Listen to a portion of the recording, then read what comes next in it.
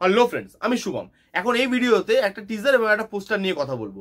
Zero সে restart বলে একটা cinema আসতে চলেছে, আপনারা সবাই জানেন। তার টিজার বেরিয়ে গেছে, সেটা নিয়ে কথা বলবো। এবং ম্যাডাক ফিল্মের নেক্সট প্রজেক্ট এবং বোধহয় আজ পর্যন্ত ম্যাডাক ফিল্মের সব থেকে বড় প্রজেক্ট, তার পোস্টার বেরিয়ে গেছে। প্রথমত তো পোস্টারটা আপনার মাথা খারাপ করে দেবে, এবং দ্বিতীয়ত আপনি ধারণাই করতে পারবেন না যে ম্যাডাক ফিল্মের ব্যানার থেকে এরকম একটা বড় সিনেমা আসছে। কারণ সিনেমাটা সত্যি বড় হতে চলেছে। কি সিনেমা, কি কাস্টিং, কি সাবজেক্ট নিয়ে হতে চলেছে সবকিছু বলবো। বাট তার আগে জিরো সে রিস্টার্টের টিজারটা নিয়ে কথা বলে নি। 12 ফেল কত বড় সিনেমা, কি ম্যাসিভ সাকসেস জেনারেট করেছিল, এবং এটা এখন সিনেমা নয়, মানুষের ইমোশন হয়ে গেছে। এই মুভিটার সাকসেসের পেছনের গল্পটা কি, কিভাবে মুভিটার প্রজেক্ট এসেছিল মেকারদের কাছে, মেকাররা কি মেন্টালিটি নিয়ে তৈরি করেছিল, শুট কিভাবে হয়েছিল, মানে বিহাইন্ড দ্য সিন, তার কিছু দৃশ্য, এবং তারপরে 12 ফেলের সাকসেস। এই পুরো জার্নিটা, মানে 12 ফেলের পুরো জার্নিটা এই সিনেমাটাতে দেখানো হতে চলেছে।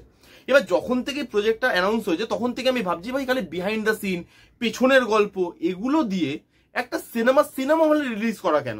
এটা তো ওটিটিতেও রিলিজ করতে পারতো যদি তাদের কিছু বক্তব্য থাকতো। তাহলে এই বিহাইন্ড দ্য সিন দিয়ে সিনেমা হলে কেন সিনেমাটাকে রিলিজ করছে? তার উত্তর আপনি টিজারটা দেখলে পেয়ে যাবেন। টিজারটা না এক কথায় অসাধারণ হয়েছে, এবং টিজারটা দেখলে আপনি বুঝতে পারবেন কেন এটা সিনেমা হলেই আসা উচিত। 12 ফেল কি? 12 ফেল একটা সমাজের নিচু তলার মানুষের গল্প, যে সমাজের নিচু তলা থেকে নিজের খাটনি দিয়ে সমাজের উপরের তলায় উঠছে বিভিন্ন বাধা অতিক্রম করে। এই অতিক্রম করার যে জার্নিটা, সেটা তো আমরা প্রত্যেকে তাদের লাইফে প্রতিনিয়ত করে আসছি। আমরা কেউ কেউ সাকসেসফুল, কেউ কেউ সাকসেসফুল নয়, কিন্তু খাটনি তো আমরা প্রত্যেকে খাটি।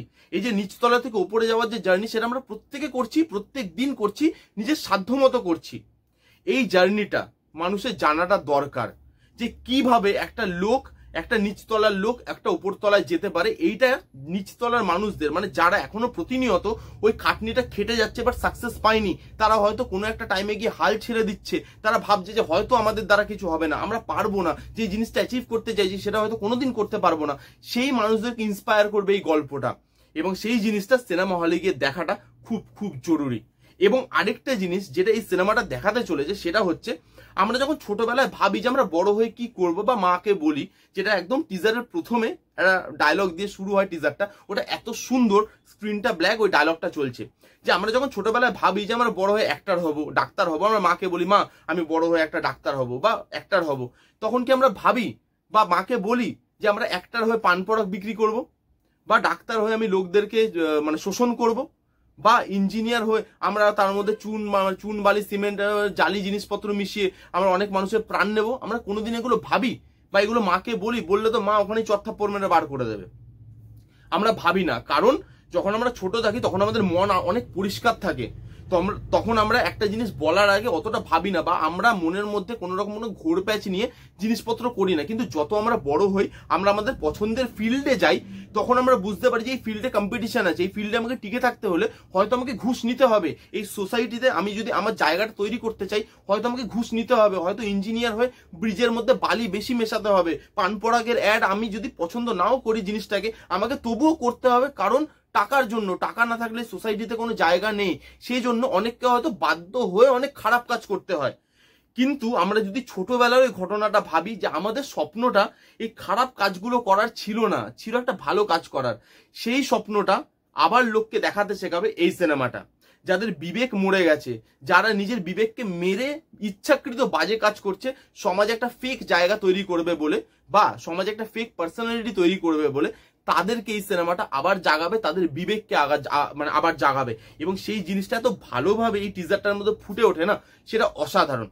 তার সঙ্গে এই 12 ফেলের জার্নিটা তো দেখাবে, বিহাইন্ড দ্য সিন দেখাবে, যে কি সাবজেক্টটা ছিল, কিভাবে এসছে, মেকাররা কিভাবে কাস্টিং করেছে, তারপর কিভাবে শুট করেছে, এত গ্রাউন্ডেড কিভাবে শুটটা তারা করতে পারলো। তারপরে প্রথমে আপনারা জানেন যে 12 ফেল চলছিল না হলে, তারপরে ওয়ার্ড অফ মাউথে 12 ফেল সাকসেস জেনারেট করে, পরবর্তীকালে ওটা একটা কাল্ট মুভি হয়ে গেছে আজকের দিনে। তো সেই জার্নিটা কিরকম ছিল, কাস্টিং কিভাবে হয়েছিল, বিহাইন্ড দ্য সিন, তাদের শুট করতে কত প্রতিকূলতা এসেছিল, যে আমরা দেখাচ্ছি একটা মানুষ কত প্রতিকূলতার মধ্যে দিয়ে সমাজে একটা জায়গায় যাচ্ছে, এবং সেই তার জার্নিটা দেখাতে গিয়েও আমাদেরকে কত প্রতিকূলতার মধ্যে দিয়ে যেতে হয়েছে সেটাও আমরা দেখাবো। এবং এই জিনিসগুলোর জন্যই লোক ইন্টারেস্টেড ফিল করবে, অন্তত আমি করছি। এই সিনেমাটা হলে গিয়ে দেখাটা জরুরি, এবং আশা করছি এই সিনেমাটা থেকে শুট ছাড়া, বিহাইন্ড দ্য সিন ছাড়া, 12 ফেলের জার্নিটা ছাড়াও আমরা অনেক কিছু পাবো, যেগুলো আমি আলোচনা করলাম। এবার কথা বলবো ম্যাডাক ফিল্মের নেক্সট প্রজেক্টের পোস্টার নিয়ে। কি প্রজেক্ট? মহাবতার। কি নিয়ে হতে চলেছে। আমাদের এখানে 7 জন চিরঞ্জীবী আছে, তার মধ্যে পরশুরাম একজন, আপনারা সবাই জানেন। পরশুরামের জীবনী নিয়ে সিনেমাটা হতে চলেছে। এবার ভাবতে পারছেন ম্যাডাক ফিল্ম যে এতদিন খালি হরার কমেডি বানিয়ে এসছে স্ত্রী বা ভেরিয়ার মতো, সে এখন একটা মাইথোলজিক্যাল ক্যারেক্টার নিয়ে সিনেমা বানাচ্ছে, এবং সেটা এত বড় ক্যারেক্টার যে যেখানে খালি বাজেট দিলে হবে না, ওই ক্যারেক্টারটাকে আপনাকে জাস্টিফাই করাতে হবে। বাজেট দিলে তো ভাই আদিপুরুষও বাজেট দিয়েছিল, কিন্তু সিনেমাটা কি হয়েছে সবাই জানি। তো এখানে খালি বাজেট লাগবে না, এখানে আপনাকে ওই ক্যারেক্টারটাকে জাস্টিফাই করাতে হবে, কারণ পরশুরাম ক্যারেক্টারটা এত বড় এবং এত লার্জার দ্যান লাইফ ক্যারেক্টার, এবং এই ক্যারেক্টারের জন্য প্রপার একটা কাস্টিং দরকার ছিল। আর আমার মনে হয় যে বলিউডে একমাত্র একজন অ্যাক্টর যেই রোলটাকে ভালোভাবে করতে পারে, ম্যাডাক ফিল্ম তাকেই নিয়েছে, সেটা হচ্ছে ভিকি কৌশল। আপনারা কারা কারা মনে করেন যে ভিকি কৌশল এই রোলটার জন্য একদম পারফেক্ট চয়েস, কমেন্ট করে জানান। আমার জন্য ভিকি কৌশলই এটার জন্য পারফেক্ট চয়েস।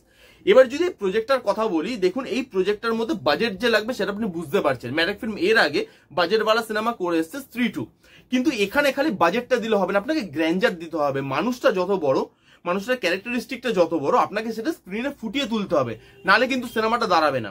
এবং তার সঙ্গে এর অ্যাক্টর ভিকি কৌশলকে এখানে চুজ করা হয়েছে, রিসেন্টলি একটা হিস্টোরিক্যাল ক্যারেক্টার নিয়ে ছাবা করছে এবং মাইথোলজিক্যাল ক্যারেক্টার আবার এটা করতে চলেছে। এবং তার যে লুক এবং পোস্টারে তাকে যেভাবে দেখা যাচ্ছে, তার যে বডি বানিয়েছে না, সেটা লার্জ, মানে আপনি দেখে পেছন থেকে ভাববে যে কি বডি বানিয়েছে ভাই, এটা জানি না ভিএফএক্স দিয়ে বানিয়েছে না কি, বাট তার সামনে থেকে দাড়িওয়ালা লুক এবং পেছন থেকে তার পিঠের লুক, দুটো লুক এত ভালো লাগছে।